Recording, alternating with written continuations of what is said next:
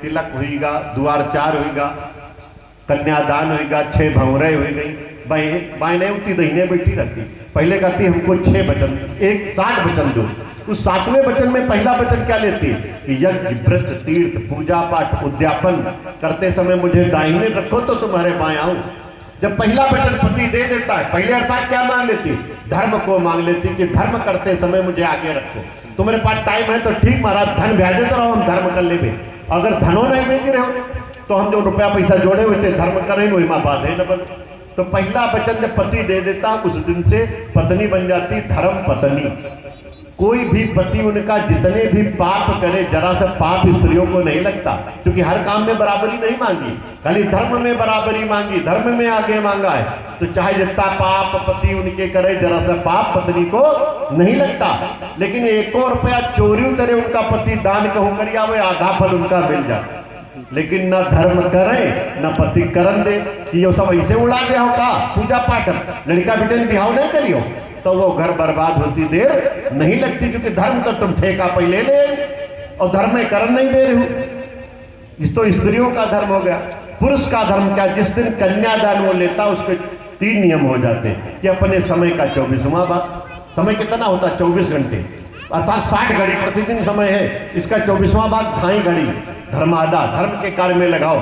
जहां धार्मिक कार्य हो रहे हो, शादी ब्याह हो रहा हो, पूजा पाठ हो रहा हो, कोई आपके सनातन धर्म की चर्चा हो रही हो, वहां जाइए, आप समय दीजिए समय का 24वां भाग। और अपने भोजन का 4वां भाग। अगर विवाह के जिस दिन हुआ उस दिन से 4 रोटी खाते हो तो महाराज 3 ही रोटी खाओ, 1 रोटी दान में निकाल दो। यूं नहीं कि तुम्हारे पास बोरन अनाज भरा तो 4 बजाय 5 खाओ और 1 बजाय 2 दान कर दो, क्योंकि अन्न ही ऐसा है जो आयु को कम करता है। जो जितना अन्न खाता उसकी आयु उतनी कम हो जाती है। तो गृहस्थ में आने के बाद में पत्नी का भी निर्वाह करना है, बच्चों का भी निर्वाह करना है, इसलिए आपको लंबी आयु चाहिए और लंबी आयु के लिए आपको दूध और फल खाने पड़ेंगे। अन्न का 4वां भाग आपको कम करना पड़ेगा और अपने समय का 24वां भाग, भोजन का 4वां भाग और अपनी बचत का 10वां भाग। अगर 10 रुपया कमाते हो तो 1 रुपया, मतलब अगर इस समय अर्थयुग है वैसे अपनी कमाई का दशांश था, लेकिन अगर कमाई दशांश नहीं निकाल सकते हो इस अर्थयुग में, कलयुग में, तो अपनी बचत जो करे उसका 10वां भाग धर्मादा धर्म कार्य में हर पुरुष को निकालना चाहिए। और जो ये निकालता उसको क्या फल प्राप्त होता है, एक छोटा सा प्रसंग सुना रहे हैं तो आप लोग सुन लीजिए। कि एक बार एक औरत थी, बूढ़ी औरत, उसके एक बेटा था। वो बचपन से साधु संत महात्मा ब्राह्मणों की मंदिरों की सेवा करती थी। जैसा माता पिता करते वैसे संतान उसकी वैसी हो जाती। वो भी संतान बचपन से देखती आ रही थी, वो भी सेवा करता था। धीरे धीरे धर्म पर चलने लगा, कमाने लगा, बच्चा बड़ा हुआ, जवान हुआ, उसके पास काफी पैसा इकट्ठा हो गया। तो उसने सोचा इस रुपये का हम क्या करें। ये सोचकर वो सोचने लगा, इस समय पानी भी कठिन था, कुआं खुदवाएं या स्कूल बनवाएं या मंदिर बनवाएं। तो उसने सोचा विद्या ही ऐसा है, विद्या धन सबसे बड़ा धन माना जाता है, तो हम एक विद्यालय बनवा देंगे। तो वो रुपए पैसे लेके शहर चला सब सामग्री लेने। रास्ते में एक बाबा जी उसको मिल गए। जैसे मिले एक साथ दोनों बैठे थे, बाबा जी ने उसकी मस्तक रेखा को देखा। इसके बाद में पूछा बेटा तुम कहाँ जा रहे हो। तो वैसे तो वो नहीं बताना चाहता था, लेकिन बाबा जी की तेज देखकर उसने सही बता दिया कि बाबा जी हमने कुछ पैसे जोड़े हैं, उससे विद्यालय का सामान लेने जा रहे हैं कि स्कूल बनवाएंगे। बोले बेटा एक काम तुम करो, स्कूल ना बनाओ, एक कुआं बनवाओ, अपने बाग अपने खेत पे बनाना।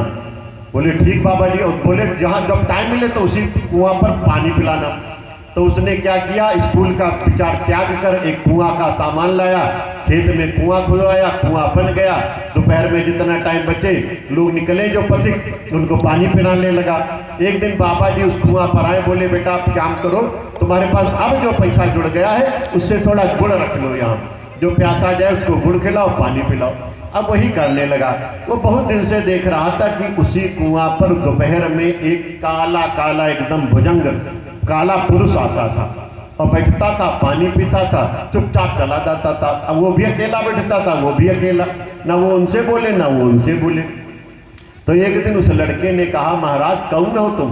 तो उसने घूर के देखा, बोले फिर चुपचाप बैठ गया। फिर थोड़ी देर पूछा, महाराज तुमसे पूछ रहे हैं कौन हो? कहा हमारा परिचय न जानो, नहीं डर जाओगे। बोले महाराज क्या हमको मार दोगे? बोले हम नहीं मार सकते तुमको जब तक तुम्हारी मौत नहीं होगी। बोले तो फिर परिचय करने में, मित्रता करने में क्या? बोले हम है काल, हमारा नाम है काल, जिसकी मृत्यु जिस रूप में आती है वही रूप धरते, उसको मार देते, दोपहर में थोड़ी देर विश्राम करते, फिर चले जाते। बोले हमसे का दोस्ती करी हो? कहा तुम अजीब बेवकूफ हो, तुम जान गए हम काल है तब भी हमसे दोस्ती करो। बोले तुम वही तो कह रहे हो मार नहीं मारेंगे तुमको। बोले ठीक। अब उनकी दोस्ती हो गई उस लड़के की और काल की। रोज वो अपना काम करके आए, वो वहां पानी पिए, लड़का अपना पानी पिलाए, धीरे धीरे चला जाए। एक दिन उस काल ने कहा कि तुम कुछ पूछत नहीं, हम रोज जाई थे हुआ धर्मराज पास चित्रगुप्त पाल लेखा देखा जाके कि कहीं की मृत्यु है, तुम हो कुछ पूछ लो। बोले हम का पूछी? अच्छा तुम कल पूछ, हमका बताओ कि हमारी मृत्यु कब और कैसे होगी। वो काल गया वहां, पूछ के आया। उसने लड़के ने कहा पूछो महाराज? बोले हाँ। उसने कहा तुम्हारी मृत्यु जब तुम्हारा विवाह होगा, सुहाग रात वाले दिन सांप के काटने से तुम्हारी मृत्यु होगी। अभी तक तो निर्भीक रहा है। अब जैसे पता चला उसके डर घुसेगा कि अब हम ब्याह ही नहीं करेंगे। अच्छा उधर वो जवान हो ही गया था। उस समय कुआं खुदवाना बड़ी बात थी। उसका यश इतना फैला कि अच्छे अच्छे संबंध वाले आने लगे, हम विवाह कर लो। अब वो माता जी उसकी रोज परेशान, भैया यो अच्छा रिश्ता है, यो विवाह करो। वो कला माता जी विवाह के लिए हमसे न कहो। बोले नहीं भैया विवाह तो करना पड़े, हम तो बुढ़ा गए ना, हमका बहुलियत सेवा कब दिया हो। अच्छा उसने कहा था किसी से बताना नहीं ये बात। माता जी रोज पीछे पड़ी, रोज मना करे। एक दिन माता जी गुस्सा गई कि भैया अब अगर बिहाव तुम नहीं करियो तो जो तुम कुआं खुदवाओ वही में कूद गम जान नहीं दोगे। अब वो धर्म संकट में पड़ा कि खुद मरे या माता जी को मारे, क्योंकि धर्म पर चलने वाला था। उसने कहा हम मरेंगे तो मरेंगे, माता जी को तो नहीं मारेंगे। तो उसने कहा ठीक है माता जी, पर एक शर्त है। उसने कहा था उस काल ने कि तुम्हारी जब मृत्यु होगी तो तुम्हारी पत्नी सोने की थाली में चांदी की कटोरी चम्मच में भोजन लेके आएगी, तभी मृत्यु होगी। तो उसने माता जी से कहा कि हमका या अति गरीब लड़की तरह बिहाव करना है, जही के पास देवे के लिए कुछ हुई मैं न कर। बोले ठीक है भैया। तो या गरीब लड़की ढूंढ के रे कुश और कन्या। हमेशा याद रखना, कोई पंडित जी विवाह करा रहे हो अगर कुश के बगैर विवाह करावे तो समझ लो इनका कोई कोनो ज्ञान नहीं है, क्योंकि कन्यादान में सबसे आवश्यक है कुश। कहा नहीं भैया कुश और कन्या हमारे पास है, कुछ नहीं है। तो कुश कन्या या मिल गए, हुई दान कर दी, विवाह हुईगा। लड़की अपने जब ससुराल आई, पहला दिन रहे तो जैसे रात में अपने कच्छ में पहुंची, रात हो गई थी। एक उसने अपने बच्चे से सोने की थाली चांदी कटोरी सब निकाल के 2 लोगों का भोजन लगाया। अच्छा उसको एक महीना पहले एक बाबा जी आए रहे, वही जो है वही के वहां भोजन किने वाला लड़की सेवा किने, वही चुपचाप वही का थाली कटोरी देके कला बिटिया या तुम ससुराल लेके जाओ, कौन बतेबे न करो। तो वह चुपचाप ससुराल लेके थाली कटोरी लेके आई रहे। वही में दोनों लोगों ने भोजन लगाए कि आज पहला दिन है, दोनों लोग भोजन सोने की थाली में करे हुए, पति खुश हुई है। जैसे पहुंचा वो पेड़ पर पड़ा रहा है, तुरंत चिटक के खड़ा होगा, कला सोने की थाली है का? वह कुप्पी जल नहीं रहा चिराग। कला तुम महिमा कैसे देख ली, नो सोने की थाली है, चांदी कटोरी है। अरे कला देखो हिया कहूँ सांप बैठा हुई, आज तो हमारा मृत्यु। कला आए कि नहीं? कला हाँ सुने कि आए। तो देखे न बेड के नीचे भुजंगी एक बैठे फन पहला। कला महाराज निकलिए, अब तो देख ही ली न, वो सांप आ गया, वो काल। कल अपने रूप में जाओ। काल अपने रूप में आ गया। अब वो लड़का रो रहा, कालो रो रहा कि वही का मित्र रहा है, और वह पत्नी रो रही कि आज तो बड़ा भुजंग, वो बड़ा माफी मांग रही कि प्रभु तुम्हारा तो मित्र है, तुम का है कटी हो, इनका बख्शी दो। आजे हमारे विवाह भकला, हमारे बस का तो यूं नहीं, हमका जो आदेश मिलत वह पालन करना पड़ते। तो इधर काल सर्प कहला हम एक काम करीबे काल, जो तुम्हारे एक घड़ी क्या टाइम रहे, एक घड़ी तुम्हारे पास टाइम रहे कि हम जो डसे बाद तुम तड़पती, वो तड़पे वाला काम हम नहीं करीबे, आई डसबे कि तुम्हारा काम तुरंत काम तमाम हो जाए। कल ठीक है महाराज, एक ही घड़ी दे दो। उधर वही गांव के जो है एक डोम माने चंडाल जो चिता जलावती, वही की पत्नी 5 बच्चे रहे, 5 दिन 6 दिन से वही का कुछ खैबे नहीं मिला रहा है। वो अपने पति डोम तेरे कहेला कि आज कुछ खाएगा हमका लाओ जाए, अगर मांग नहीं लाओ तो आज हम छोटे वाले लड़का काट खा जीवे, भूखो चंडाल होती। तो वो भैया रात में यहाँ कहाँ मिले, निकला इसे गाँव में मांगे तो देखे यार दरवाजे या गुहिमा खिड़की तेरे लाइट जल रही और कुछ लोग बातें कर रहे हैं। तो हुए वो बाहर तेरे जो है खिड़की तेरे काला भूखे के लिए कोई अन्न दे दे। तो वह महिला सोचस कि एक घड़ी टाइम मिला, वही जो डिस्टर्ब कर रहा बार बार मांग रहा, उठा सोने की थाली ऐसे दे दे। अब वो सोने की थाली लेके आवा, वह चंडालिन जो बैठ रहा है भूखी वही का दिनेश 2 लोगन भोजन रहा है। वह पहले खाए, जब आधा पेट खा ली तो वही का दिखाना, अरे यह चम्मच तो चांदी, अरे यह कटोरी तो चांदी, यह थाली तो सोने, इतना बढ़िया स्वादिष्ट भोजन कौन दिनेश?